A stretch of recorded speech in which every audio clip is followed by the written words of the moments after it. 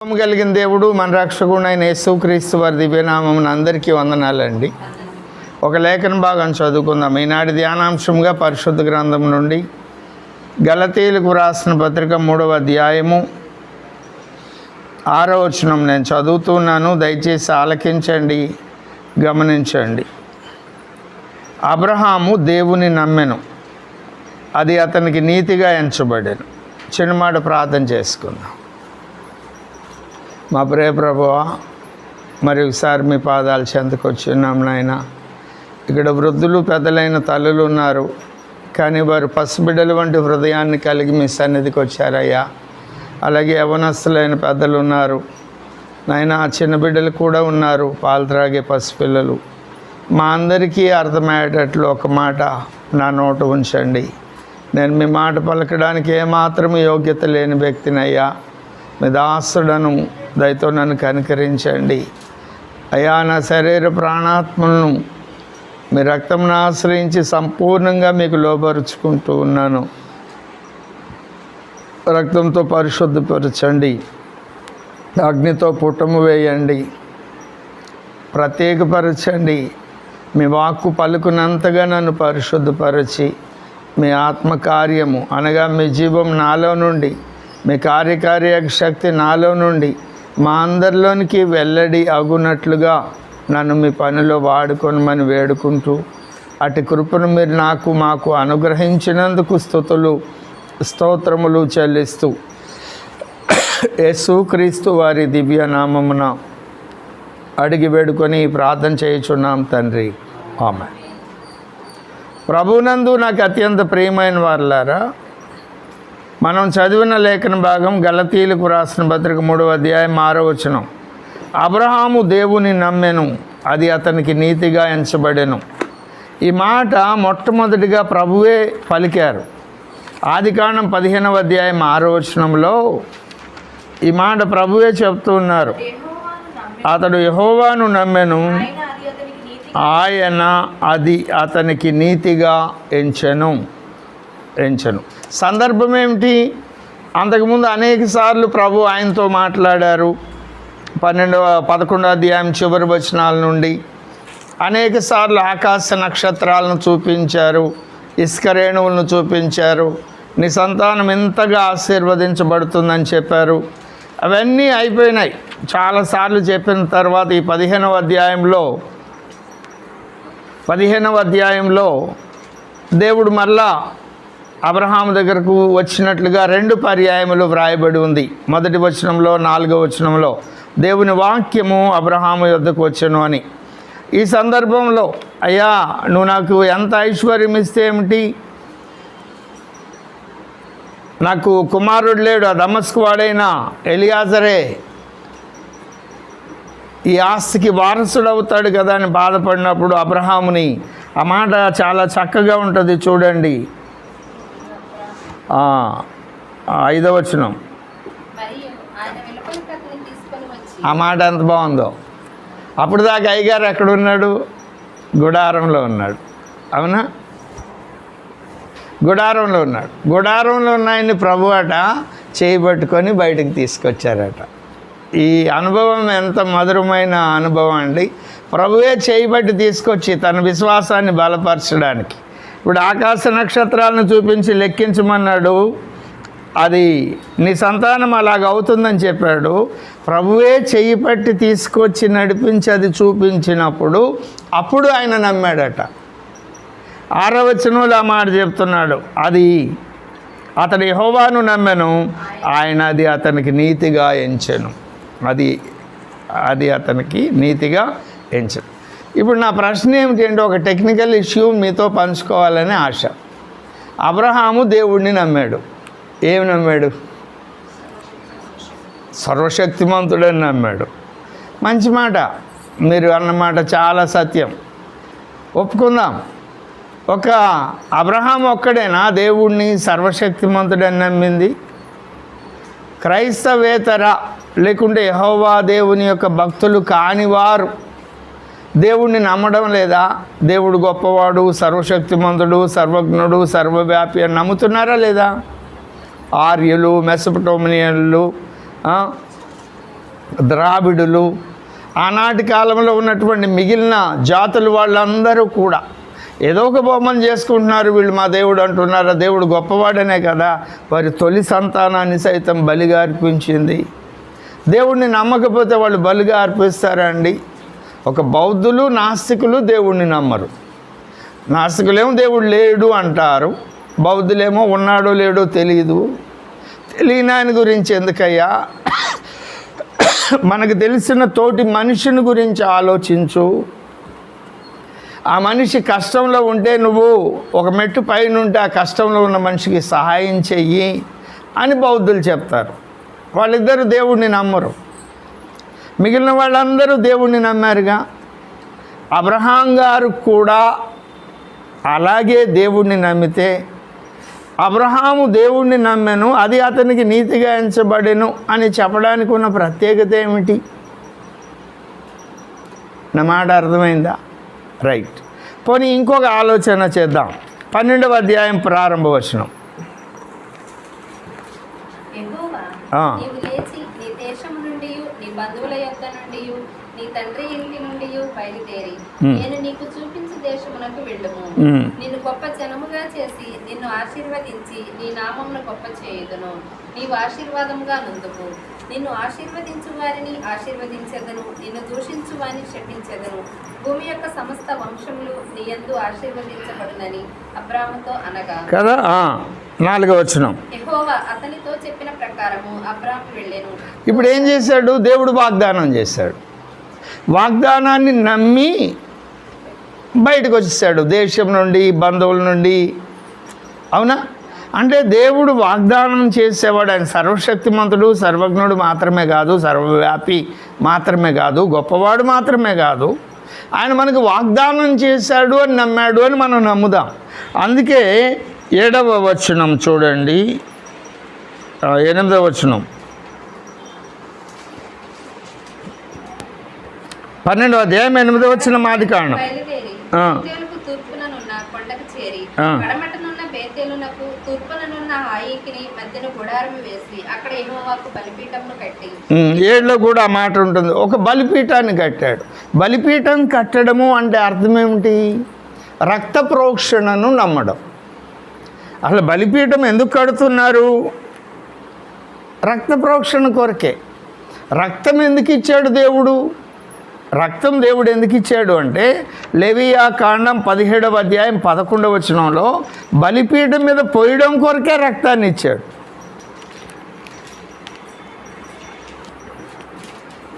రక్తము దేహమునకు ప్రాణము.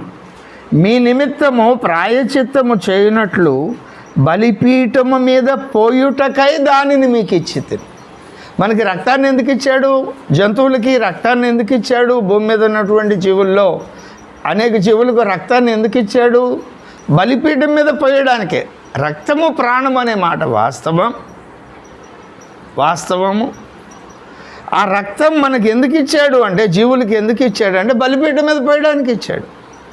ఆ విశ్వాసాన్ని అబ్రహాము నమ్మాడు. అబ్రహాం ఒక్కడేనా నమ్మింది? దేవుని వాగ్దానాన్ని నమ్మింది అబ్రహాం ఒక్కడేనా? రక్తాన్ని ఆశ్రయించాలి అనేటువంటి విషయాన్ని నమ్మింది అబ్రహాం ఒక్కడేనా? జలప్రళయం తర్వాత నోవాహు కూడా బలిపీఠాన్ని కట్టాడు కదా. 8వ అధ్యాయము 19వ 20వ వచనం, ఆదికాండం 8వ అధ్యాయం 20వ వచనం. అప్పుడు నోవాహు యెహోవాకు బలిపీఠం కట్టి, బైబిల్లోనే అబ్రహాంకు ముందుగా రక్తాన్ని ఆశ్రయించినటువంటి వ్యక్తి నోవాహు కనపడుతున్నాడు. మరి లోకంలోకి వెళ్ళి చూస్తే ఆర్యులు బలిపీఠాలను కట్టారు, ద్రావిడులు బలిపీఠాన్ని కట్టారు. వేదాల్లో బలిపీఠం గురించిన ప్రస్తావన ఉన్నది. ముస్లిం మత గ్రంథాల్లో రక్త ప్రోక్షణ గురించిన విషయాలు ఉన్నాయి. మోషే గారు, అబ్రహాం గారు బలిపీఠాలు కట్టారు అని. ఎంతోమంది బలిపీఠాలు కట్టారు కదా. ఎందుకు బలులు అర్పించారు? పాపమునకు పరిహారం కావాలంటే రక్తం కావాలి. అది దేవుని నియమము. బలిపీఠం మీద పోయడానికే రక్తాన్ని దేవుడిచ్చాడు. ఆయన మనకి వాగ్దానాలు ఇచ్చాడు.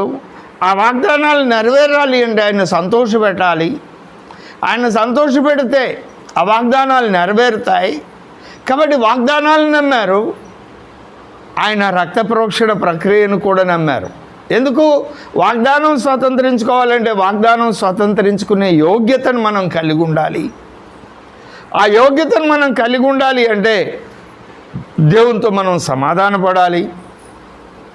సమాధానపడాలి అంటే రక్తం కావాలి, బలి కావాలి. ఈనాటికి కూడా ఆయా పొలిమేర శక్తులకు, దేవుళ్ళు, దేవతలకు పల్లెల్లో, గ్రామాల్లో మనం చూస్తాం కోళ్లను, మేకపోటేళ్లను బలులు ఇవ్వడం. ఎందుకు ఇస్తున్నారు? వాళ్ళు నమ్మారు దేవుడు సర్వశక్తిమంతుడు, ఆయన మాకేవో వాగ్దానాలు చేశారు, మేము ఆయనకి ఈ బలులు అర్పిస్తే ఆ దేవుడు మాకు మేలు చేస్తారు అని కదా వాళ్ళు బలులు అర్పిస్తోంది. అలాంటప్పుడు అబ్రహాము కూడా దేవుని వాగ్దానాలు నమ్మాడు, అబ్రహాము కూడా బలులు అర్పించాడు. మరి అబ్రహాము దేవుని నమ్మెను, అది అతనికి నీతిగా ఎంచబడిను అని చెప్పే మాటలో ప్రత్యేకత ఏమిటి? అది నా ప్రశ్న అర్థమైందా? ఒకవేళ ఆ ప్రశ్న తప్పైతే దేవుడు ఏంద్రా నువ్వు నన్ను ఎట్లా అడుగుతున్నావు అని అంటే కొట్టు ప్రభా నాకైతే డౌట్ వచ్చింది అని చెప్పుకోవడంలో తప్పేమన్నా ఉందా? మనం యథార్థంగానే అడుగుతున్నామా లేకుంటే దేవుణ్ణి విమర్శించాలని అడుగుతున్నామా? యథార్థంగానే అడుగుతున్నాం. అబ్రహాం దేవుడిని నమ్మాడు అన్నారు, దేవుడు ఉన్నాడని ఆయన నమ్మాడు, అందరు నమ్మారు. దేవుడు గొప్పోడని అందరు నమ్మారు, ఆయన నమ్మారు. దేవుడు వాగ్దానాలు చేస్తాడు, మాకేదో మేలు చేస్తాడని అందరు నమ్మారు, ఆయన నమ్మారు. అందుకోసం రక్త ప్రోక్షణ కావాలని అందరు నమ్మారు, ఆయన నమ్మారు. అటువంటిప్పుడు అబ్రహాము దేవుణ్ణి నమ్మాడు, అది ఆయనకు నీతిగా ఎంచబడిందని దేవుడే స్వయంగా ఆ మాట చెప్పారు. పౌలు భక్తుని ద్వారా రాయించాడు దేవుడు. రోమీయులకు వ్రాసిన పత్రిక 4వ అధ్యాయము 3వ వచనం చూడండి.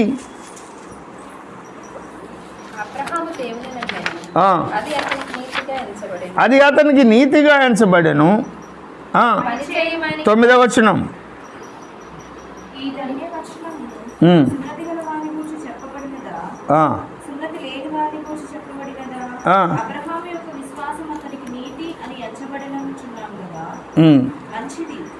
అబ్రహాము విశ్వాసం అతనికి నీతి అని ఎంచబడిన. రెండోసారి ఇదే అధ్యాయంలో 23వ వచనం చూడండి. 22 ఎందుచేత 21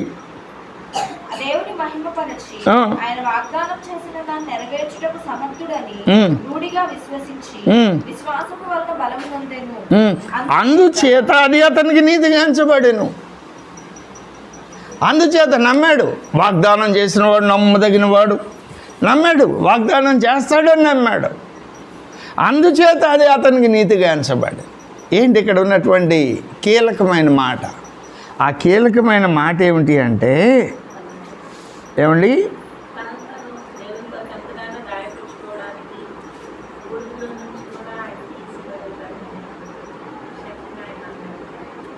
ఇష్టపడ్డాడు.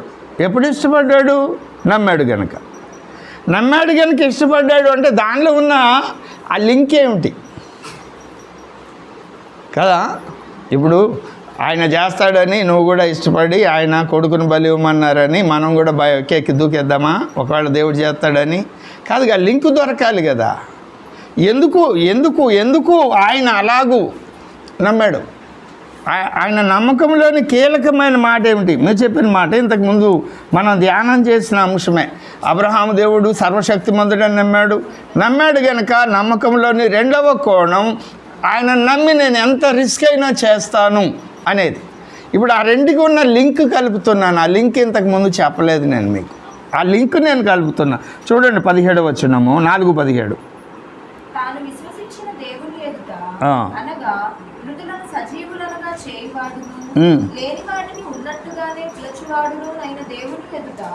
అతడు మనకందరికీ తండ్రి అయి ఉన్నాడు. ఇందును గూర్చి నిన్ను అనేక జనములకు తండ్రినిగా నియమించితిని అని రాయబడి ఉన్నది. నీ సంతానము ఇలాగుండునని చెప్పిన దాని 17వ వచనం చదవండి మరలా. తాను విశ్వసించిన దేవుని ఎదుట అనగా మృతులను సజీవులుగా చేయువాడును లేని వాటిని ఉన్నట్టుగానే పిలచువాడును అయిన దేవుని ఎదుట అతడు మనకందరికీ తండ్రి అయి ఉన్నాడు. అతను మనకందరికీ తండ్రి అన్నాడు. అబ్రహాము గారికి తండ్రి దేవుడు, మనకి కూడా దేవుడు తండ్రి అయి ఉన్నాడు అని చెబుతూ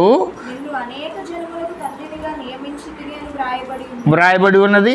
అంటే ఆయన జీవితంలో ఏమేమి జరిగినాయి మొదటి నుండి మనం ధ్యానం చేస్తూ వస్తే ఎన్నో అద్భుతాలు ఆయన జీవితంలో జరిగినాయి. అబ్రహాం జీవితంలో అనేక కార్యాలు ఆయన జీవితంలో జరిగినట్లుగా మృతతుల్యమైన గర్భం నుండి సంతానాన్ని ఇవ్వడం మనం చూస్తాం. ఆ తర్వాత బలిగా అర్పించమని ఇస్సాకు విషయంలో దేవుడు చెప్పినప్పుడు ఇతను హృదయపూర్వకంగా బలిగా అర్పించినప్పుడు అక్షరార్థంగా కుమారుని బలిగా అర్పించలేదు, కానీ అర్పించినట్లే దేవుడు కార్యం చేసినట్లు. తర్వాత లోతుకు సంబంధించినటువంటి వ్యక్తులను వాళ్ళు తీసుకొని వెళ్ళిపోయినప్పుడు అబ్రహాము తన నిండా అలవరచబడిన 318 మందితో కలిసి వెళ్ళి పోరాటం చేసి వారిని గెలుచుకొని రావడం, ఇలాంటి అనేక సన్నివేశాలు అబ్రహాం జీవితంలో మనం చూస్తాం కదా. ఇప్పుడు అబ్రహాం యొక్క నమ్మకం ఏమిటి అంటే ఒక సున్నితమైన అంశము.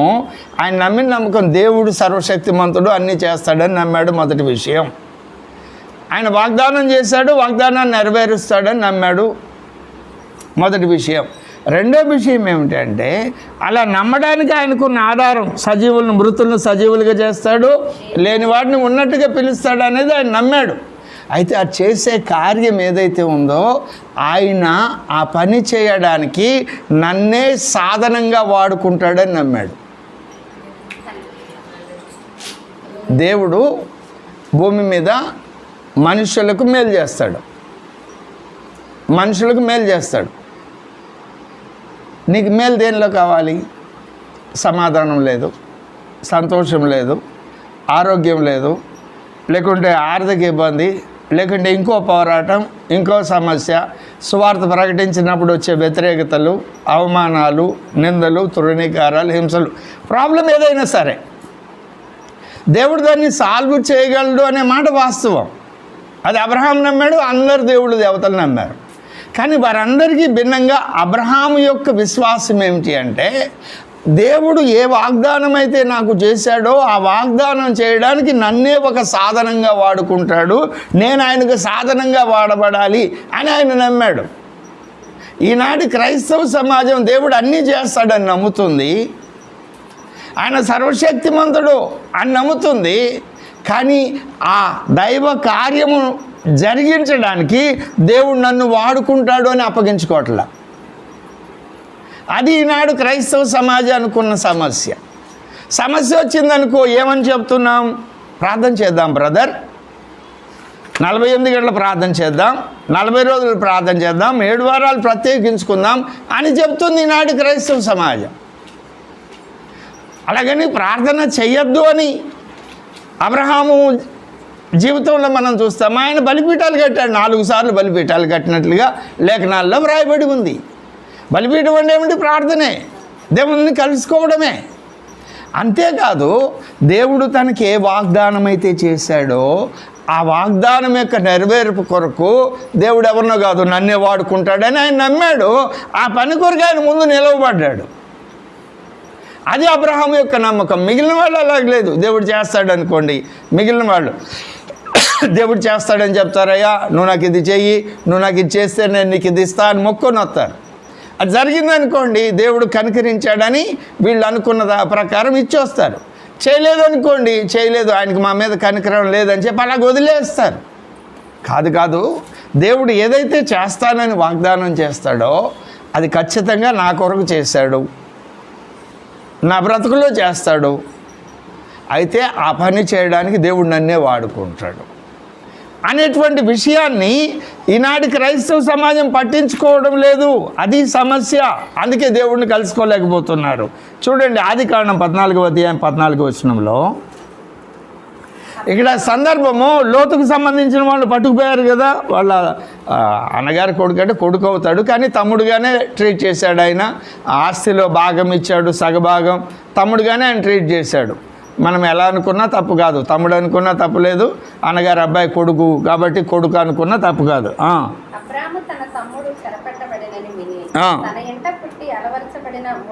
బైబిల్ కూడా తమ్ముడనే చెప్పింది. ఆగండి, ఇదే సమస్య నీకు వచ్చిందనుకోండి, నువ్వేం చేస్తావు? నీ బంధువులకి ఒక కష్టం వచ్చింది, నీ స్నేహితులకు ఒక కష్టం వచ్చింది, తోటి విశ్వాసులకు ఒక కష్టం వచ్చింది. మనం ఏం చేస్తున్నాం? ప్రార్థన చేద్దాం. ఒక రోజంతా ప్రత్యేకించుకొని, లేకుంటే కొన్ని దినాలు ప్రత్యేకించుకొని. అన్నాడు అబ్రహాం ఎందుకు ప్రార్థన చేయలేదు? ఆయనకు తెలియదు ఆ ప్రార్థన చేయడం? తెలుసు కదా. ప్రార్థన ఎందుకు చేయలేదు? వాళ్ళు చెరపట్టు పడిపోయారు. ఇప్పుడు నేను ప్రార్థన చేయడం కాదు, అసలు ఈయన ఇంట 318 మందిని ఎందుకు అలవాటు చేశాడు యుద్ధానికి? ఇలాంటి సమస్య ఏదో వస్తుంది, ఇలాంటి పోరాటం ఏదో వస్తుంది. ఆ సమస్య, ఆ పోరాటంలో నేను సిద్ధంగా ఉండాలి అనే ముందు చూపు కలిగి, ఇలాంటి సమస్య ఏదో వస్తుంది. ఇప్పుడు ఈ ప్రాంతం అంతట్లో నేను ప్రత్యేకంగా ఎక్కడి నుండో వలస వచ్చినాడు. దేవుడు నన్ను ఆశీర్వదించాడు. విస్తారమైన పశు సంపద ఉంది, టన్నుల కొలది, గ్రాములు తులాలు లెక్క కాదు బంగారం, టన్నుల కొలది, మణుగుల కొలది బంగారం ఉంది, ఐశ్వర్యం ఉంది. ఎవడైనా వచ్చి దోచుకెళ్తాడు, ఎవడైనా వచ్చి కీడు చేస్తాడు. దేవుని చేత ఆశీర్వదించబడిన వారికి ప్రమాదాలు ఎప్పుడు పొంచే ఉంటాయి. కాబట్టి నేను నా సైన్యాన్ని సిద్ధపరచుకోవాలి. ప్రమాదం వచ్చినాక సిద్ధపరిచాడా, రాకముందు సిద్ధపరిచాడా? మరి నువ్వు నీ సైన్యాన్ని సిద్ధపరచుకోవాలిగా. ఏమి నీ సైన్యం? ప్రార్థనా సేన. ఇప్పుడు ఆ సేనను సిద్ధపరిచిన తరువాత సమస్య వచ్చింది, శోధన వచ్చింది. గవర్నమెంట్ నుండి ఒక పర్మిషన్ నీకు రావాల్సింది రాలేదు. లేకుంటే బిడ్డల ఉద్యోగంలో నీ బిడ్డకు అన్ని అర్హతలున్నా వేరే వాళ్ళ ద్వారా లంచగొండితనమో ఇంకొక విధంగానో ప్రలోభాలతో నీ కుమారుడి కుమార్తె కన్నా తక్కువ అర్హతలు ఉన్న వాళ్ళకి ఆ సీట్ వస్తాను. ఇలాంటి పోరాటాలు ఏవో జరుగుతున్నాయి. అలాంటప్పుడు నీకు ఇవ్వబడిన ఆయుధాలను నువ్వు వినియోగించుకొని దాని కొరకు, న్యాయం కొరకు పని చేయాలా వద్దా? పని చెయ్యి, తర్వాత ప్రార్థన చెయ్యి. ప్రార్థన అనే అనుభవాన్ని నువ్వు నిత్యము సాధన చేస్తున్నావు. అలవాటు చేసి ప్రార్థనా పోరాటంలో ఒక సమస్య ఎలా వస్తుంది, దాన్ని ఎలా ఎదుర్కోవాలి, అపవాది యొక్క తంత్రాలు ఏమిటి, వాటిని ఎలా ఎదిరించాలి అనే విషయాలు నువ్వు ఆలోచన కలిగి దాని కొరకు పోరాటం నువ్వు నేర్చుకున్నావు ప్రతిదినము. ఎందుకు మనం ఇక్కడ గురువారం కలుసుకొని ప్రార్థన అనుభవాన్ని సాధన చేస్తున్నాం? ఇక్కడున్న వాళ్ళందరికీ సమస్యలు ఉన్నాయి, కానీ జటిలమైన సమస్యలు సడన్గా ఆయా సమయాల్లో వస్తాయి. ఆ గొంతు మీద అక్కర్లాంటివి. మామూలుగా ఉండే సమస్యలు అవి నిత్యం మనం ఎదుర్కొనేవి, ప్రతి మనిషిలో ఉండేవే. కానీ అయ్యో ప్రాణం పోతుందే, లేకుంటే ఇది జరగకపోతే ఇంత నష్టపోతామే అనేటువంటి జటిలమైన సమస్యలు ఇక్కడ ఉన్న వాళ్ళకి ఉన్నాయని నేను అనుకోను. ఎమర్జెన్సీ సమస్యలు ఏమైనా ఉన్నాయండి? ఐసీయూలో ఉండి డాక్టర్లు అవునన్నారు కాదన్నారు అని చెప్పే పరిస్థితులు లేవు కదా. అలాంటిది వచ్చినప్పుడు ప్రత్యేకించుకొని పోరాటం చేస్తాం. అక్కడ వైద్య పరీక్షల నిమిత్తము ఆలోచనల కొరకు మనం చేయాల్సిన ప్రక్రియ అంతా చేస్తాం. దానికి సంబంధించిన రిలేటెడ్ పర్సన్స్ని కన్సల్ట్ చేస్తాం. బెస్ట్ మనం ఏమి ఇవ్వగలమో అది ఆ హాస్పిటల్, ఇంకొక హాస్పిటల్, అలోపతిక, ఆయుర్వేదిక, హోమియోపతిన, ఏదో అప్పుడు డెసిషన్ తీసుకొని ముందుకు వెళ్తాం భౌతికంగా. అట్లనే ఆత్మ సంబంధమైన పోరాటాల్లో కూడా కేవలం ప్రార్థన చేయడం మాత్రమే కాదు, కానీ ఈ సమస్య నుండి నేను విడుదల పొందడానికి, భౌతికంగా నేను చేయవలసిన పనులు చేయడానికి దేవుడు నన్నే సాధనంగా వినియోగించుకోవడానికి ఇష్టపడుతున్నాడు అని మనల్ని మనం ప్రత్యేకించుకొని ముందుకు రావడమే, దేవునికి అప్పగించుకొని ముందుకు రావడమే పోరాటం. ఈ పని నాడు క్రైస్తవ సమాజం చేయట్లే. దేవుడు చూసుకుంటాడులే బ్రదర్ అని చెప్పి ప్రార్థన మీద ఆధారపడుతుంది. వారు పరిశుద్ధులు కాదా? యథార్థవంతులు కాదా? పరిశుద్ధులే, యథార్థవంతులే, దైవభక్తి నమ్మకంగా చేసేవాళ్ళే. ఉదాహరణకు కుటుంబాలు కట్టుకోవాలి అండి, బిడ్డలు మాట వినడం లేదండి, తిరుగుబాటు చేస్తున్నారు. అలాంటి వాళ్ళతో నువ్వు కేవలం ప్రార్థన చేస్తేనే నువ్వు కుటుంబాన్ని కట్టుకోగలుగుతావా? లేకుంటే వారు ఏ బలహీనతలో ఉన్నారో, ఏ అవసరతలో ఉన్నారో, ఏ సమస్యలో ఉన్నారో వారితో మాట్లాడి వారు ఆ సమస్య నుండి బయటకు రావడానికి నువ్వు ఫిజికల్గా ఏం చేయాలో అది చేయడానికి నువ్వు ప్రయత్నం చేసిన తర్వాత ప్రార్థన చేయాలా? దేవుడే వచ్చి చేయాలని నువ్వు ప్రార్థన చేస్తే, బ్రదర్ నేను ప్రార్థన చేస్తున్నాను కానీ వాళ్ళు మారలేదని చెప్పడం కాదు. వారు నీ బిడ్డలు పెళ్ళై దూరం అయితే ఉండొచ్చు, దేవునిలో ఉంటే వాళ్ళ గురించి పట్టించుకోవాల్సిన అవసరంలా. దూరంగా ఉన్నారు, వారు నీ బిడ్డలు, నీకు హక్కు ఉంది. వాళ్ళతో ప్రతిరోజు మాట్లాడుతున్నావా, నాన్న ఏం చేసావు పొద్దున్నుండి పొద్దుకు కిందాక, ఈ పరిస్థితిలో వాళ్ళు చెప్తారేదో ఇది అవునని కాదని, దానిలో మంచి చెడు వివేచించి ఇది ఇలాగంటే ఇలా చేస్తే బాగుంటుంది కదా. చదువుకునే పిల్లల విషయంలో వాళ్ళు ఏం చదువుతున్నారో, వాళ్ళు మిగిలిన టైంని ఎలా గడుపుతున్నారో, పరీక్షల్లో మార్కులు వచ్చినంత మాత్రం సరిపోతుందా? వాళ్ళ నైతిక ప్రవర్తన ఎలా ఉందో, ఆలోచన విధానం ఎలా ఉందో నువ్వు గమనించుకోవద్దా? దేవుడే చేస్తాడు, నేను ప్రార్థన చేస్తే దేవుడికి అప్పగించే, దేవుడే చూస్తాడు, ఇక నా వల్ల కాదు అని వదిలేయడమా అబ్రహాం యొక్క విశ్వాసం? నువ్వు చేయాల్సింది నువ్వు చేయాలి. నీ కుటుంబం కట్టబడడానికి దేవుడు నిన్నే ఒక సాధనంగా వాడుకోవడానికి ఆయన ఇష్టపడుతున్నాడని నమ్మడమే అబ్రహాం యొక్క విశ్వాసం. అలాగే భార్యాభర్తల మధ్య సమాధానం లేని పరిస్థితులు, కుటుంబాల్లో సమాధానం లేని పరిస్థితులు. ఎందుకు ఇలాగూ? మరి ముఖ్యంగా సేవకుల కుటుంబాల్లో నేను సేవ చేస్తున్నానని భార్యను పట్టించుకోరు, పిల్లలను పట్టించుకోరు. వాళ్ళు భ్రష్టులై లోకంలో సంఘ వ్యతిరేక శక్తులుగా మారి దేవుని నామానికి అవమానంగా బ్రతుకుతుంటే, బ్రదర్ ప్రార్థన చేస్తున్నా మీరు కూడా ప్రార్థన చేయండి అంటారు. కానీ వాడితో నువ్వు ఎందుకు మాట్లాడవు? చిన్నప్పటి నుండి, ప్రారంభం నుండి. అలాగే విశ్వాసాల జీవితం ఇదొక్కటే కాదు, ప్రతి విషయంలో కూడా అటు గవర్నమెంట్తో వ్యవహరించవలసిన విషయాలు, అవునా, దేవుని పరిచర్య విషయాలు, సువార్త ప్రకటించేటువంటి విషయాలు, మనం ప్రకటించాలి సువార్త. మనకి హక్కు ఉంది, హక్కు ఉండడమే కాదు బాధ్యత కూడా ఉంది. బాధ్యతలు నిర్వర్తిస్తూ హక్కులను ఉపయోగించుకోవాలి. బాధ్యతలు నిర్వర్తించకుండా హక్కులు కాదు. ఈ బాధ్యతలు నిర్వహిస్తే నువ్వు దేవుణ్ణి నమ్మినట్టు. బాధ్యతలు నిర్వహించకుండా హక్కులు మాత్రమే నువ్వు అడిగి సువార్త చెప్పేటువంటి వ్యక్తిగా ఉంటే, నేను ప్రార్థన చేశాను బ్రదర్, ప్రార్థనాపూర్వకంగా నేను వెళ్ళాను అని నువ్వు చెప్తున్నావంటే ఒక పిరికి వ్యక్తివో లేకుంటే ఒక సోమరి అయిన వ్యక్తివో నువ్వు. ఆ పిరికితనం, సోమరితనం దేవుని పనికి పనికిరాదు. ఇటు కుటుంబాన్ని కట్టుకునే విషయమైనా, బిడ్డల చదువులు, వారి యొక్క ఆలోచన విధానాన్ని గ్రహించి వారిని దేవుని మార్గంలో నడిపించే విషయాలైనా, లేదు భౌతికంగా గవర్నమెంట్ నుండి అధికారుల నుండి మనం పొందుకోవలసిన విషయాలైనా న్యాయంగా, లేదు దేవుని పని చేసే విషయంలోనైనా, సువార్త ప్రకటించే విషయంలోనైనా, దేవుని సంఘాన్ని కట్టేటువంటి విషయంలోనైనా, ప్రభువా నూతనాత్మను నడిపించు, ఈల వేసి పిలువు, వాళ్ళందరూ పరిగెత్తుకొస్తారు అని ప్రార్థన చేస్తుంటే కాదు. రానుడు ఎందుకు రాలేదు? వాడి సమస్య ఏంటి? వాడి అవసరత ఏమిటి? ఏ పరిస్థితుల్లో వాడు దేవుని సన్నిధికి దూరంగా ఉన్నాడు? వాడితో మాట్లాడాలి పర్సనల్గా. నీ కుటుంబంలోని వ్యక్తులు రాకపోతే వాళ్ళు వినరు, లోపల మాట వాస్తవమే. ప్రార్థన చేసిన తర్వాత ప్రతిరోజు వాళ్ళు నిన్ను విసుక్కున్నా, నిన్ను వ్యతిరేకించిన నువ్వు వాళ్ళతో మాట్లాడుతూ ఉండాల్సిందే, చెప్పాల్సిందే. ఆ కార్యం చేయడానికి దేవుడు నన్నే వాడుకోవడానికి ఇష్టపడ్డాడు అని నిన్ను నువ్వు ఆయనకు అప్పగించుకోవడమే అబ్రహాం విశ్వాసం. మిగిలిన వారు అమిట్లో లేరు కాబట్టి అది ఆయనకు నీతిగా ఎంచబడింది.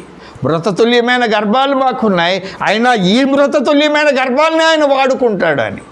ఇదిగో నా తమ్ముడు వెళ్ళాడు సొదొమ గుమ్మరాలను దహించడానికి వెళ్ళేటప్పుడు అక్కడ విజ్ఞాపన చేశాడు. ఇక్కడ కూడా విజ్ఞాపన చేస్తే ఇంకొక అద్భుతం ఏదో జరుగుతుంది, వీళ్ళ వరకు తీసుకొస్తాడేమో. అక్కడ అంశం అది కాదు. నేను చేయవలసిన పని నేను చేయాలి. వెళ్ళి పోరాడి ఆత్మను రక్షించి తీసుకొచ్చిన తర్వాత అప్పుడేం జరిగింది? ఆదికాండం 14వ అధ్యాయము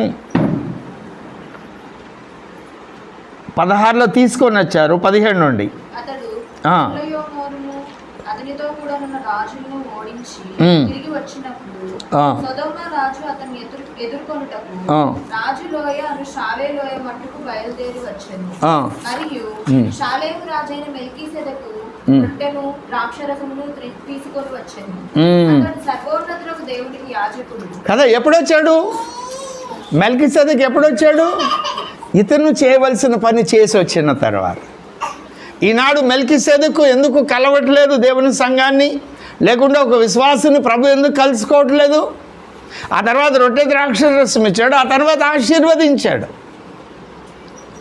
ఏం చేస్తుందంటే క్రైస్తవ సమాజం, వాళ్ళు యథార్థవంతులే, నేను వాళ్ళని తప్పుగా అనడం లేదు, భక్తి పరులే, ఎన్నో వాటిని వ్యతిరేకించేస్తూ ప్రభు దగ్గరికి వచ్చారు. తల్లిదండ్రులను విడిచిపెట్టి వచ్చారు, దేశాన్ని విడిచిపెట్టి వచ్చారు, దేవుని కొరకు బ్రతకాలనుకుంటున్నారు. కానీ దేవుణ్ణి నమ్మిన వాళ్ళు ఏ కార్యం కొరకు వాళ్ళు ప్రార్థన చేస్తున్నారో, ఆ కుటుంబం కట్టబడడం కొరకు, స్వజనులు రక్షించబడడం కొరకు, లేకుంటే బంధకాల్లో ఉన్నవారు విడిపించబడడం కొరకు, ఒక సంఘం కట్టబడడం కొరకు, లేకుంటే అధికారుల నుండి అనుమతులు పొందేదాని కొరకు, ఏ సమస్య కొరకు వాళ్ళు ప్రార్థన చేస్తున్నారో వాళ్ళు ప్రార్థన మాత్రమే చేస్తున్నారు. ఎందుకనంటే వాళ్ళకి తెలియకుండా వారి వెనక వారిలో సోమరితనం, పెరిగితనం పనిచేస్తాం. దాన్ని విడిచిపెట్టి దీని కొరకు నేను ప్రాక్టికల్గా నేనేం చేయాలి, ఎవరితో మాట్లాడాలి, ఈ పని చేసిన తర్వాత ఏ పని చేయాలి అని అడుగు ముందుకు వేయడం లేదు. వెయ్యని కారణాన ఆయన దిగి రావడంలా ప్రభు నిన్ను కలుసుకోవడం లేదు. నీకు రావాల్సిన ఆశీర్వాదం, ఇంకొక మెట్టులోనికి నడిపించడానికి అవసరమైన ఆశీర్వాదం రావడం లేదు. ఇది నాటి సంఘం కోల్పోతున్నటువంటి ఆశీర్వాదం, దేవుని కుటుంబాలు కోల్పోతున్నటువంటి ఆశీర్వాదం. ఇక్కడ మీకు ఇంకొక డౌట్ వస్తుంది. అదేంటంటే ఆ రోజు అక్షరార్థంగా శత్రువులను చంపడానికి వారు ఆయుధాలు తీసుకువెళ్ళారు, పోరాడారు. ఇప్పుడు ఎలా? ఒక మాట ఆలోచన చేయండి. అబ్రహాం కాలంలో శత్రువులను జయించడానికి ఆయుధాలు తీసుకువెళ్ళారు, గంట అలవర్చిన 318, అవునా? ఆ తర్వాత మనం క్రమక్రమంగా చూస్తే దావీదు గొలియాతుని చంపడానికి ఒడిసెల రాయి, ఆ తరంలో అది ఆయనకు అవసరమైంది. అబద్ధ ప్రవక్తలను చంపడానికి ఏలియా కత్తి తీసుకొని బలిపీఠం మీద అగ్ని దిగి వచ్చినాక ఆయన ముందుకొచ్చి ఆ పని చేశాడా? కేవలం ప్రార్థన చేసి ఊరుకున్నాడా? కెరీతు వాగు దగ్గరైనా సారేపదు విధవరాలింటైనా ఆయన ప్రార్థన చేయకుండా ఉన్నాడని మీరు అనుకుంటున్నారా? కాదు కదా, ఖచ్చితంగా ప్రార్థన చేశాడు.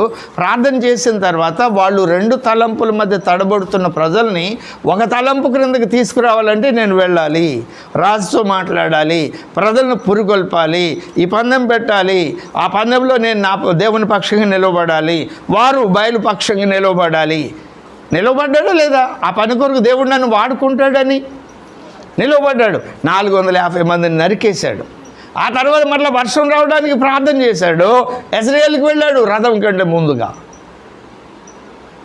ఇది పాత నిబంధనలో ఆయా కాలాలలో ఆయా భక్తులను ఆయా తరాలలో దేవుడు తన కార్యాన్ని నెరవేర్చడానికి వాడుకున్నటువంటి అనుభవాలు.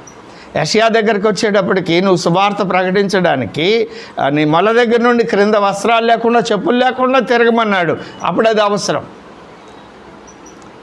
హోషేయ దగ్గరికి వెళ్ళి దిబ్లాయిము కుమార్తె అయిన గోమెను పెళ్లి చేసుకో, వేషి ఆవిడ అన్నాడు, అప్పుడది అవసరం. మరి ఇప్పుడేమిటంటే ఏలయనగా మనం పోరాడున్నది శరీరులతో కాదు. కాబట్టి ఈ శరీరులతో కానీ అశరీరులైన వ్యక్తులతో మనం పోరాడడానికి దేవుడు మనకి ఇచ్చిన ఆయుధాలు ఏమిటి? కొరింథీయులకు వ్రాసినటువంటి 2వ పత్రిక 10వ అధ్యాయం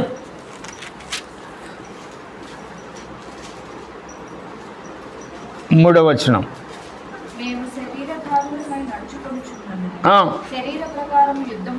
శరీర ప్రకారం యుద్ధం చేయ, అక్కడ శరీర ప్రకారం యుద్ధం. క్రొత్త నిబంధనకు వచ్చేటప్పటికి శరీర ప్రకారం యుద్ధం కాదు, శరీర సంబంధమైనవి కావు కానీ దేవుని ఎదుట దుర్గములను పడత్రోయ జాలినంత బలం. దుర్గములు అంటే కోటలు. ఏ దుర్గాలు ఇవి? నువ్వు ఏ వ్యక్తుల కొరకు ప్రార్థన చేస్తున్నావో ఆ వ్యక్తులు వాళ్ళ హృదయాల్లో కోటలు కట్టేసుకున్నారు. వాళ్ళ అభిప్రాయాల్లోనికి ఎవరి అభిప్రాయాలను రానివ్వరు. వాళ్ళు అనుకున్నదే చేయాలనుకుంటారు, వాళ్ళు అనుకున్నదే సరైంది అనుకుంటారు. అలాంటి కోటలు కట్టుకొని ఉన్నారు. కాబట్టి దుర్గములను పడద్రోయజాలినంత బలం గలవై ఉన్నవి.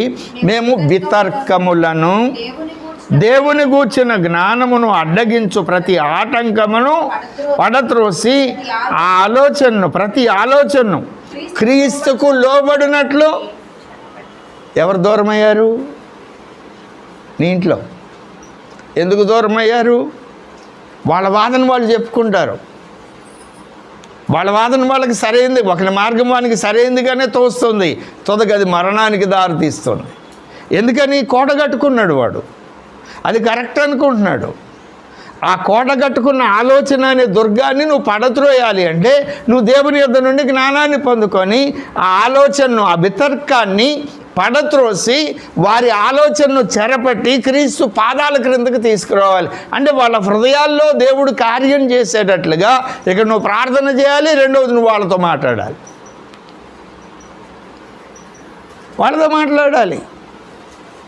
నువ్వు వాళ్ళతో మాట్లాడకుండా ఎంతకాలం నువ్వు ప్రార్థన చేసినా నీ ప్రార్థన వ్యర్థమైపోతుంది.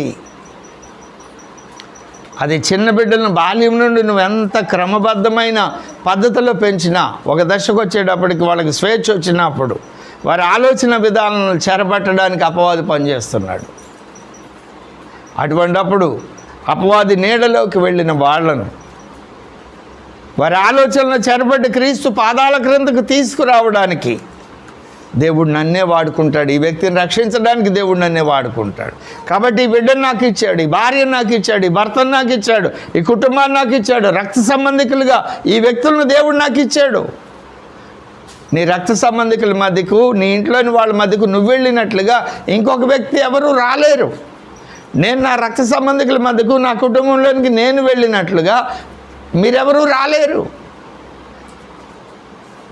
నీకు ఇచ్చిన అవకాశాన్ని వినియోగించుకోవడానికి చూడండి. అందుకొరకు ఆయన మనకు ఒక వాగ్దానం చేశాడు.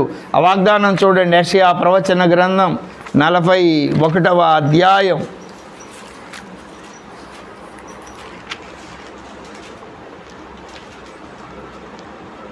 14వ వచనం.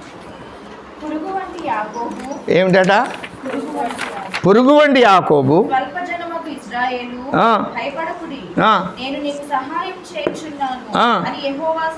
పురుగు వంటి యాకోబా, దేవుడే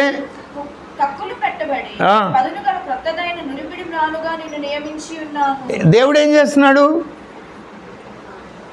దేవుడు ఏం చేస్తున్నాడు? పురుగు వంటి యాకోబును నురిపిడి మానుగా మారుస్తున్నాడు. ఇది దేవుడు చేసే పని.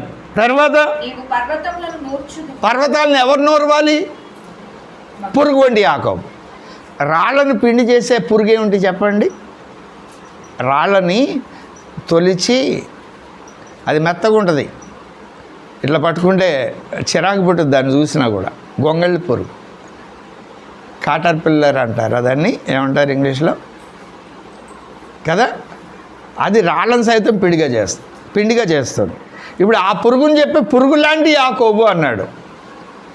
ఈ పురుగు లాంటి యాకోబు ఆయన పాదాలు పట్టుకుంటే విడిచిపెట్టుకొని వెళ్ళలేకపోయాడు దేవుడు.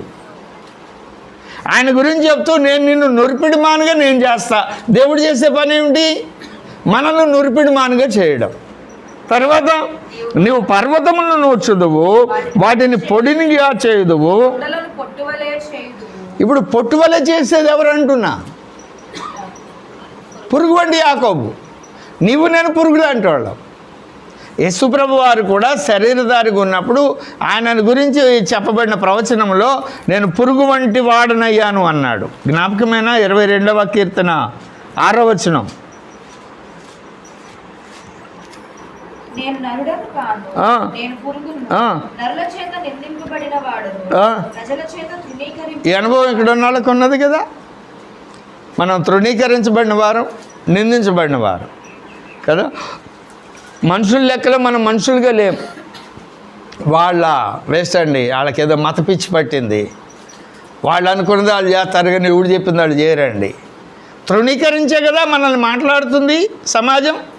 దేవుడు అన్నాడు, నువ్వు వాళ్ళ దృష్టిలో పురుగులాగా ఉన్నావు, పురుగులాంటి నేను నిన్ను నురిపిడి మానుగా నేను చేస్తాను, నువ్వు వెళ్ళి పర్వతాలను పిండి చేయి. ఏమిటి పర్వతాలు?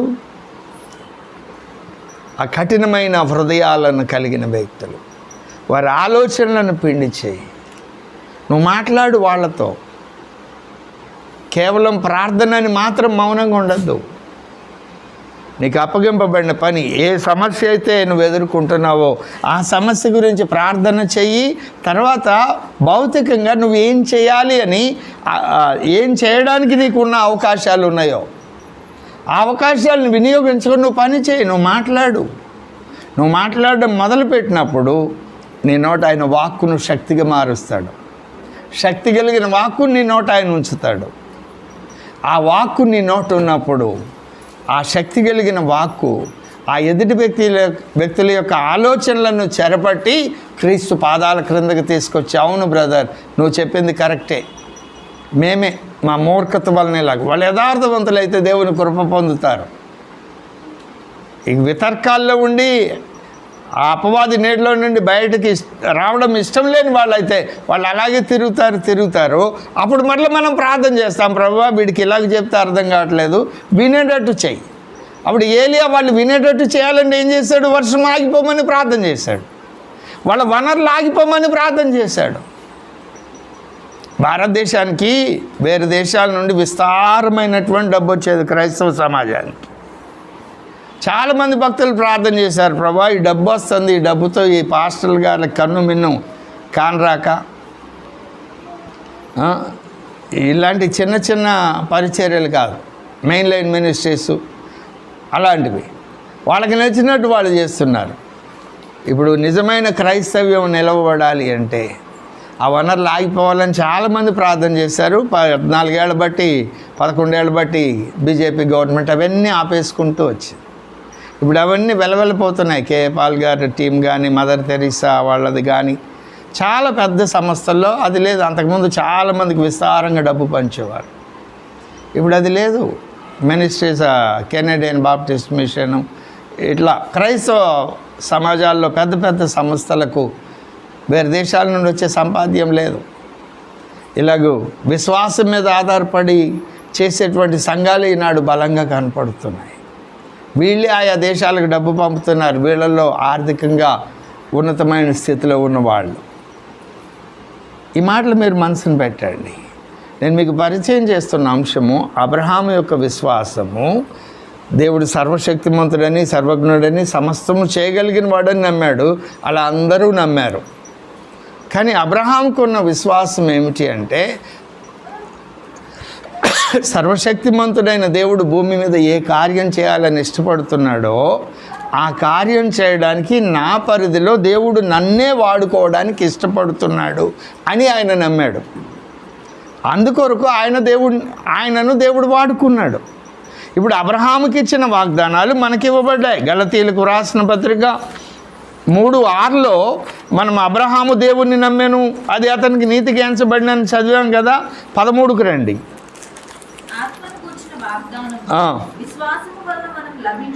మనకు లభించున్నట్లు అబ్రహాము పొందిన ఆశీర్వచనము క్రీస్తు యేసు ద్వారా అన్యజనులమైన మనకు కలుగుటకై క్రీస్తు మన కొరకు శాపమై. ఇప్పుడు అబ్రహాము ఏమి నమ్మాడు? ఆయన అన్నీ చేయగలిగిన వాడు, భూమి మీద అన్నీ చేస్తున్నాడు, చేయడానికి నన్నే వాడుకుంటున్నాడు. ఇప్పుడు నువ్వు నమ్మితే ఏ గురి పెట్టుకొని ప్రార్థన చేస్తున్నావు? నువ్వు ఏ గురి పెట్టుకొని దేవుని సన్నిధిలో మొరపెడుతున్నావు? నీ కుటుంబం కట్టబడాలనేది ఒక ప్రాముఖ్యమైన అంశం కదా. కొన్ని ఆత్మలు రక్షించబడాలి, దేవుడు నా ద్వారా కొన్ని ఆత్మలు రక్షించబడడానికి నేను వాడబడాలనేది నీ లక్ష్యం కదా. ఆ పని చేయడానికి దేవుడు నిన్నే వాడుకోవడానికి ఇష్టపడుతున్నాడు. ఇది నువ్వు నమ్మినట్లయితే, అయ్యా నాకు చదువు లేదు, జ్ఞానం లేదు, మాట్లాడడం నాకు తెలియదు అని నువ్వు చెప్పినా కూడా వాటన్నిటినీ సరిచేసి ఆయనే జ్ఞానముగా నీ అందుండి ఆయనే ఆ సామర్థ్యాన్ని ఇచ్చి నిన్ను నువ్వు కట్టుకోవడానికి, నీ కుటుంబాన్ని కట్టుకోవడానికి ఆయన నిన్ను వాడుకోవడానికి ఇష్టపడుతున్నాడు. అందుకు నువ్వు చేసే తీర్మానం ఏమిటో చెప్పు, నువ్వు చేసే ప్రార్థన పరిచర్య ఏమిటో చెప్పు. అది యథార్థంగా ఉండాలి. గురువారం వస్తున్నాం, ఎంతసేపు దేవుని సన్నిధిలో కలిసి ప్రార్థన చేసేటప్పుడు ఒకళ్ళు ప్రార్థన చేస్తే మిగిలిన వాళ్ళు ఏకీభవిస్తారు. అందరిలో చేసేటప్పుడు ఒకళ్ళు 10 నిమిషాలు చేయొచ్చు, ఒకళ్ళు గంట చేయొచ్చు, ఒకళ్ళు 2 గంటలు చేయొచ్చు. దాని గురించి నేను ఆక్షేపణ చేయడం లేదు. కానీ ఒకరు ఎక్కువ సమయం చేస్తున్నప్పుడు మౌనంగా ఉన్న నీవు ఎంతసేపు మౌనంగా, ప్రభువా ఇదిగో ఈ విషయంలో ఈ కార్యం నా ద్వారా జరిగించడానికి నువ్వు నన్ను వాడుకుంటావని నేను నమ్ముతున్నాను, నన్ను వాడుకోవడానికి నాలో నీకు ఆటంకంగా ఉన్నాయేంటి, అవి నాలో నుండి తొలగించు, నన్ను వాడుకో, నన్ను సిద్ధపరచు, నా నాలుకను సరిచేయి, నా హృదయాన్ని సరిచేయి, నాకు ఆలోచన ఇచ్చి నోటికి మాటలు అందించని ఏకాంతంగా ప్రార్థన చేస్తున్నారు. ఒకళ్ళు ప్రార్థన చేస్తే మిగిలిన వాళ్ళు ఏం చేస్తున్నారు? ఇంటి దగ్గర క్రమబద్ధమైన భక్తి జీవితం చేస్తున్నప్పుడు ఈ వారంతో ఎంతసేపు ప్రార్థన చేస్తున్నారు? ప్రార్థన చేయడం అంటే ఆ 4 మాటలు అప్పచెప్పేసి ఆమె నన్ను వెళ్ళిపోవడమా? లేకుంటే కన్నీరు వచ్చిందాక పశ్చాత్తాపడి ప్రభువా ఈ కార్యం ఎందుకు జరగడం లేదని ఆశతో ఎదురు చూసి గంటల తరబడి కనిపెట్టడమా? నువ్వు 3 సార్లు చెయ్యి, 6 సార్లు చెయ్యి, ఒక్కసారి చెయ్యి, కానీ ఆ భారం కలిగి ప్రభు పాదాలు కడిగేంత కన్నీరు నీకు వచ్చిందాకే ఏకీభవించాలి కదా దేవునితో. ఆ భారం కలిగి నువ్వు చేసిన ప్రార్థనే ప్రార్థన. ఆ భారం లేకుండా నువ్వు ఎన్నిసార్లు మోకరించి ప్రార్థన చేసినా, లేదు ఇలాంటి సమాజ కూటానికి వచ్చి నేను కూడా ప్రార్థనకు వచ్చానని చెప్పి మౌనంగా దేవుని సన్నిధిలో కనిపెట్టకుండా ఆ సమయాన్ని దేవుని సన్నిధిలో దేవుని గురించిన ఆలోచన తప్ప, అయ్యా ఈ కార్యం చేయడానికి నన్నే వాడుకుంటానన్నావు, మరి నేను ఎందుకు వాడబడడం లేదు? వాళ్ళు ఇలాగ మాట్లాడుతున్నారు, వ్యతిరేకంగా మాట్లాడుతున్నారు, వ్యతిరేకంగా ప్రవర్తిస్తున్నారు, వాళ్ళని నేను గెలుచుకోలేకపోతున్నాను, కనీసం నా బిడ్డలను నేను గెలుచుకోలేకపోతున్నాను. వారి లోకంలో రకరకాలైన పద్ధతుల్లో ఉన్నారు. మమ్మీ మీకు తెలియదులే, డాడీ మీకు తెలియదులే, ఇప్పుడు జనరేషన్ మీరు వెనకటోళ్ళని మమ్మల్ని పక్కన పెట్టేస్తున్నారు. రకరకాల అలవాట్లు, రకరకాల పద్ధతులు, రకరకాల రంగులు వేసుకోవడాలు, రకరకాలుగా అలంకరణ చేసుకోవడాలు, ఒంటి మీద టాటూలు వేసుకోవడాలు, ఇవన్నీ ఏమిటంటారు? దేవుడు ఏమైనా వద్దన్నాడా? సిగరెట్ తాగొద్దన్నాడా? సినిమా చూడొద్దన్నాడా అని వితర్కమైన ప్రశ్నలు ఏమిటి? ఆలోచన చేయండి. అవన్నీ మనము మాట్లాడి వారి నోరు మోయించలేం. వారి ఆలోచనలను మనం గెలవాలంటే వారి ఆలోచనలను చెరపట్టి మన దేవుని పాదాల క్రిందకు తీసుకురావాలి అంటే, 1 నువ్వు ప్రార్థన చేయాలి, 2 నిరంతరం వాళ్ళతో మాట్లాడాలి, వారి ఆలోచనలు తెలుసుకోవాలి. అందులో దేవుని చిత్తానికి వ్యతిరేకమైన ఆలోచనలు ఏమిటో వాటిని గుర్తుపట్టాలి. ఉదాహరణకు శరీరానికి సంబంధించి ఎన్ని వచనాలు ఉన్నాయి? నీ శరీరం ఎలా ఉండాలి అనేది ఎక్కడైనా ఒక పేజీలో వెనక వైపు రాసుకో, దాని గురించి పట్టించుకో కదా. రోమీయులకు రాసిన పత్రిక 12లో మీ అవయవాలు 24-25లో మీ అవయవాలు సుందరమైనవి, దానికి అలంకరణ అక్కర్లేదు అంటాడు. తిమోతికి రాసిన మొదటి పత్రిక 6వ అధ్యాయంలో అంటాడు, దేవుడు మనకిచ్చిన శరీరమునకు అవసరమైన ఆహారము వస్త్రం ఉంటే చాలు అంటాడు. పేతురు రాసిన 2వ పత్రిక మొదటి పత్రిక 3వ అధ్యాయంలో 2వ వచనం అక్షయమైన అలంకారంగా ఉండాలి అంటాడు. అదే మాట తిమోతికి రాసిన 2వ పత్రిక మొదటి పత్రిక 2వ అధ్యాయం 18-19 వచనాల్లో అలంకరణ ఎలాగుండాలో చెప్తాడు కదా. వారి శరీరం మీద ఉన్నటువంటి ఆభరణాలన్నీ తీసివేశారని 35వ అధ్యాయం ఆదికాండం 2వ వచనంలో మనం చూస్తాం. దేవుని కలుసుకోవడానికి వెళ్ళినప్పుడు యాకోబు షెకెము నుండి వచ్చినప్పుడు ఇలాంటి వచనాలన్నీ ఒక చాట రాసుకో, నువ్వు ఎలాగున్నావు చూసుకో. తర్వాత అయ్యా నా బిడ్డలు ఇలాగ ఉండాలి కదా, ఇలా లేరు కదా, ఈ విషయంలో నేను ఎలా గెలుచుకోవాలి నా బిడ్డలను? అక్కడ నుండి ప్రారంభించిన పరిచర్య. 2వది ఆలోచనల మీద కాన్సన్ట్రేట్ చేయవారు, చదువులు, చేసే ఉద్యోగాలు, తీసుకునే నిర్ణయాలు. అలాగే సహకారుల విషయంలో దేవుణ్ణి ప్రక్కన పెట్టి వారి సొంత తెలివితేటల మీద ఆధారపడి చేస్తున్న ప్రయత్నాలు, అవి తుదకు ఎలాగే వెళతాయో ఆసాబు యొక్క ప్రార్థనలో మనకు తెలుస్తుంది 73లో. అలాంటి అనుభవం కలిగిన భక్తులు లేఖనాల్లో ఉన్నారు. అవేవి శాశ్వతమైనవి కావు, ఇవి మాత్రమే శాశ్వతమైన అనుభవాలు. రెఫరెన్స్లో ఒక చోట రాసుకోండి. ఒక్కొక్క విషయంలో ఏ విషయంలో వాళ్ళు దేవునికి విరోధంగా ఉన్నారో ఆ విషయాన్ని గురించిన వచనాలు రాసుకొని ధ్యానం చేస్తూ మిమ్మల్ని మీరు పరిశీలించుకొని మిమ్మల్ని మీరు సరి చేసుకున్నాక ఇది ప్రార్థన అనుభవం. 2వది నువ్వు వారితో మాట్లాడు ఆ విషయాల గురించి. 3వది పోరాట విషయంలో, బయట గవర్నమెంట్తో అధికారులతో ఉండేటువంటి విషయాల్లో మనం అపవిత్రపరచబడకుండా దేవుని సాక్ష్యాన్ని కలిగి బ్రతకడానికి. 4వది సువార్త పని విషయంలో. 5వది దేవుని సంఘంలో మనం ఇతరులకు ఆశీర్వాదకరంగా ఉండే విషయంలో సంఘంలో ఎలా ఉండాలి, అందుకు సంబంధించిన వచనాల రిఫరెన్స్లను ఒక చోట రాసుకోండి. తెలియకపోతే నన్ను అడగండి, నేను చెప్తాను. దాని ప్రకారం మనం పరిశీలించుకోండి. ఇది కదా ప్రార్థన అనుభవం. ఇవి లేకుండా ప్రభువా నువ్వు వాళ్ళని కాపాడు, వాళ్ళని భద్రపరచు, వాళ్ళకి మేలు చేయి, నువ్వు ఆశీర్వాదం, నాకు ఏ దిక్కు లేదయ్యా, ఇవన్నీ మంచివే, జ్ఞానం లేనివి. నా వర్తమాన సారాంశం ఏమిటి అంటే, నువ్వు ఏ సమస్య కొరకు ప్రార్థన చేస్తున్నావో, ఏ అవసరత కొరకు ప్రార్థన చేస్తున్నావో, ఏ పోరాటంలో దేవుని పక్షంగా నిలవబడ్డావో వాటన్నిటిలో విజయం ఇవ్వడానికి దేవుడు నిన్నే వాడుకోవడానికి ఇష్టపడుతున్నాడు. హల్లెలూయా చెప్పాలా? ఇప్పుడు ఆమెను చెప్పాలా? మరి ఇక్కడ ఏం మాట్లాడుతున్నారో దాంతో ట్యూన్ అవ్వాలి కదా నీ మైండ్. అలా ట్యూన్ అయితేనే ఆ వాక్యం నీ హృదయంలోకి వస్తుంది. ఇక్కడ ఒకటి చెప్తుంటే అక్కడ ఒకటి పలుకుతుంటే వాడుక. మనసంతా ఇక్కడ ఈ మాటల మీద లక్ష్యం ఉంచితే ట్యూన్ అవుతాం. అప్పుడు ఆ వాక్యం వెళ్తుంది. నువ్వు మోకరించినప్పుడు ఆ వాక్యం నీ హృదయంలో నుండి కుమ్మరించబడుతుంది. ప్రార్థన అంటే ఏమిటండి? వాక్య ప్రవాహమే ప్రార్థన. కాబట్టి అలాగూ అబ్రహాము దేవుని నమ్మెను, అది అతనికి నీతిగా ఎంచబడి. ఏమిటి అబ్రహాము నమ్మిన నమ్మకం? దేవుడు నా బ్రతుకులు ఏదైతే చేయాలనుకున్నాడో ఆయన అంతటా ఆయన చేయడు. ఆయన ఆ పని చేయడానికి నన్నే వాడుకోవడానికి ఆయన ఇష్టపడుతున్నాడు. అది అబ్రహాం జీవితంలో.